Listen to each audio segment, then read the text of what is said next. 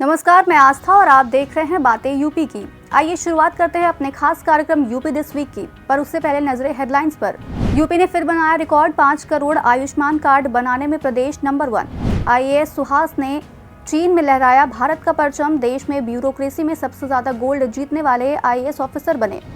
CM योगी ने defence corridor का किया उद्घाटन, अडानी ग्रुप AK-47 तोप कार्बाइन समेत 41 हथियार बनाएगा।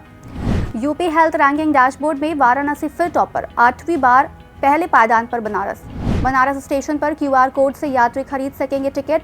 DRM ने फायर रिपीटर में UPI का किया शुभारंभ। प्रश्न पत्रों की फुल प्रूफ सुरक्षा के लिए यूपी PSC सतर्क, हाईटेक बॉक्स में लॉक होंगे पेपर।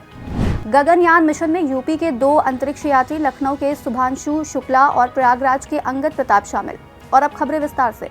स्वास्थ्य सुविधाओं के मामले में उत्तर प्रदेश ने बड़ी उपलब्धि हासिल की है। अब उत्तर प्रदेश देश का पहला राज्य हो गया है जहां 5 करोड़ आयुष्मान कार्ड बन चुके हैं।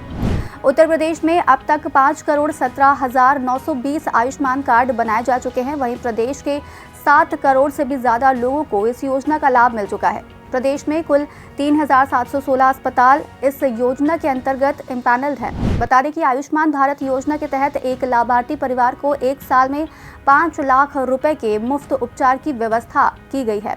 ये योजना 5 साल पहले लागू की गई थी। बीते वर्ष 17 सितंबर 2023 तक यूपी में 3.06 करोड़ कार्ड ही बनाए गए थे, लेकिन इन 8 महीनों में इसे मिशन बनाकर काम किया गया और सर्वाधिक 1.94 करोड़ आयुष्मान कार्ड बनाए गए हैं। लेते हैं आज की दूसरी खबर। उत्तर प्रदेश के आईएएस ऑफिसर ने चीन में भारत का परचम लहराया है। आईएएस सुहास LY ने चीन के होंगझो में जारी एशियाई पैरा खेलों में स्वर्ण पदक जीतकर न सिर्फ उत्तर प्रदेश बल्कि पूरे देश का मान बढ़ाया है, जिसके बाद वह भारत देश की ब्यूरोक्रेसी में सबसे ज्यादा गोल्ड मेडल जीतने वाले आईएएस ऑफिसर बन गए हैं। सुहास LY यूपी कैडर के वर्ष 2007 बैच के आईएएस अधिकारी हैं। वे मूल रूप से कर्नाटक के शिमोगा जिले के रहने वाले हैं। कोरोना महामारी के दौरान उत्तर प्रदेश सरकार ने सुहास LY को 2020 में गौतम बुद्ध नगर का जिलाधिकारी बनाकर भेजा था। इससे पूर्व सुहास LY महाराजगंज, सोनभद्र, हाथरस, प्रयागराज, जौनपुर और आजमगढ़ के जिलाधिकारी रह चुके हैं। बीते 27 फरवरी को पदोन्नति के बाद सरकार ने उन्हें खेलकूद विभाग का सचिव नियुक्त किया है। लेते हैं आज की तीसरी खबर। यूपी के कानपुर में अडानी डिफेंस ग्रुप का डिफेंस कॉरिडोर बनकर तैयार हो गया है। हाल ही में प्रदेश के मुख्यमंत्री योगी आदित्यनाथ ने डिफेंस कॉरिडोर का उद्घाटन किया।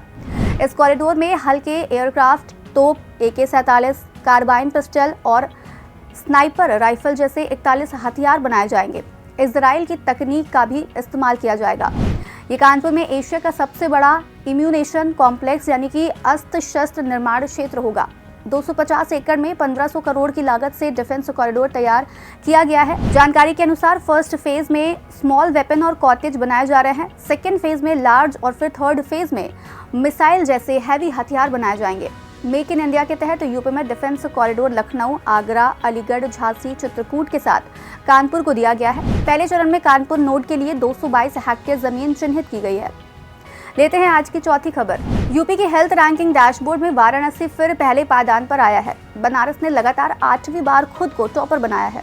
स्वास्थ्य अधिकारी की पहल के बाद जिले ने 75% स्कोर हासिल किया है। वहीं इस वित्तीय वर्ष में जनपद की हेल्थ रैंकिंग डैशबोर्ड 78% है। रैंकिंग डैशबोर्ड में ब्लॉक स्तर पर बाड़ागांव PHC को पहला स्थान मिला है। इसके अलावा सेवापुरी PHC को दूसरा, अराजी लाइन CHC तीसरे नंबर पर है।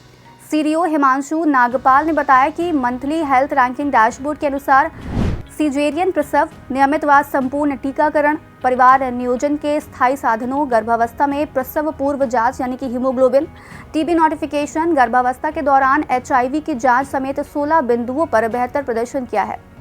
लेते हैं आज की 5वीं खबर।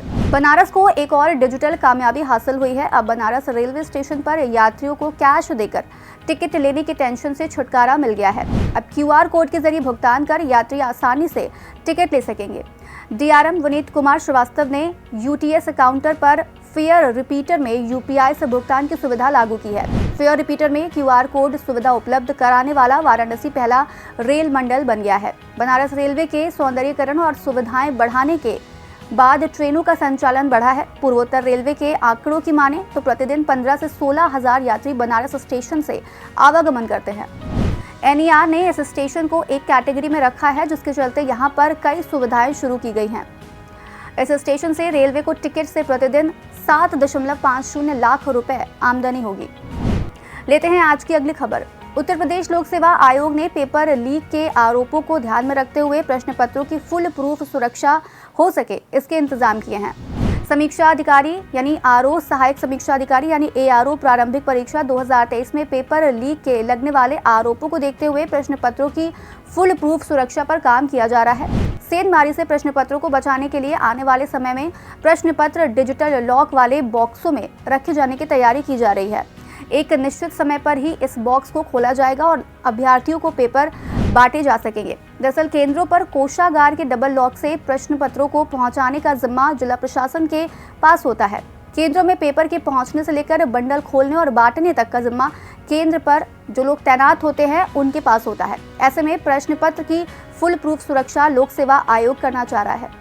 लेते हैं आज की 7वीं और आखिरी खबर। प्रधानमंत्री नरेंद्र मोदी ने हाल ही में जिन 4 अंतरिक्ष यात्रियों के नामों की घोषणा की है, उनमें 2 यात्री अंगद प्रताप और शुभांशु शुक्ला उत्तर प्रदेश से हैं। ये चारों अंतरिक्ष यात्री देश के पहले मानव अंतरिक्ष उड़ान मिशन गगनयान के लिए प्रशिक्षण ले रहे हैं। मिशन के लिए 150 में से कुल 4 फाइटर पायलट चुने गए हैं। बता दें कि शुभांशु लखनऊ के हैं और अंगद प्रयागराज के रहने वाले हैं। शुभांशु का बचपन लखनऊ की गलियों में गुजरा है। बचपन से ही उन्हें रफ्तार का शौक था। उन्होंने अलीगंज के CMS स्कूल से 12वीं की पढ़ाई की है। इसके बाद NDA से वायुसेना में शामिल हुए। उनके अलावा प्रयागराज के रहने वाले group captain Angad Pratap NDA के छात्र रह चुके हैं। 2004 में भारतीय वायुसेना की फाइटर स्ट्रीम में कमीशन प्राप्त किया था। अंगद प्रताप एक फ्लाइंग प्रशिक्षक और एक टेस्ट पायलट हैं, जिनको लगभग 2000 घंटे की उड़ान का अनुभव भी है। अब चलते चलते एक नजर डाल लेते हैं देश दुनिया की कुछ अन्य अहम खबरों पर। भारती एंटरप्राइजेस के संस्थापक और चेयरमैन सुनील भारती मित्तल को ब्रिटेन की राजशाही की ओर से मानद नाइटहुड सम्मान से सम्मानित किया गया है। वे ये सम्मान पाने वाले पहले भारतीय नागरिक हैं। 25 फरवरी को प्रधानमंत्री नरेंद्र मोदी ने गुजरात के द्वारका में भारत के सबसे लंबे केबल स्टे ब्रिज सुदर्शन सेतु का उद्घाटन किया। पीएम मोदी ने सिक्किम के पहले रेलवे स्टेशन की आधारशिला रखी। ये स्टेशन पश्चिम बंगाल में सिलीगुड़ी के पास सेवोके से सिक्किम के रंगपो को जोड़ेगा। वेल्स सरकार ने भारत के साथ साझेदारी का जश्न मनाने के लिए वर्ष 2024 को वेल्स इन इंडिया घोषित किया है। DRDO द्वारा विकसित किया जा रहा भारत का अपना लेजर हथियार दुर्गा 2 लेजर बीम के जरिए किसी भी ड्रोन जैसे ऑब्जेक्ट को 1.5 से 2 किलोमीटर की ऊंचाई पर हवा में नष्ट किया जा सकेगा। तो बस आज कार्यक्रम में इतना ही। कार्यक्रम में दी गई जानकारी आपको कैसी लगी कमेंट सेक्शन में जरूर बताइएगा। ऐसी ही और खबरों के लिए देखते रहें और करते रहें बातें यूपी की।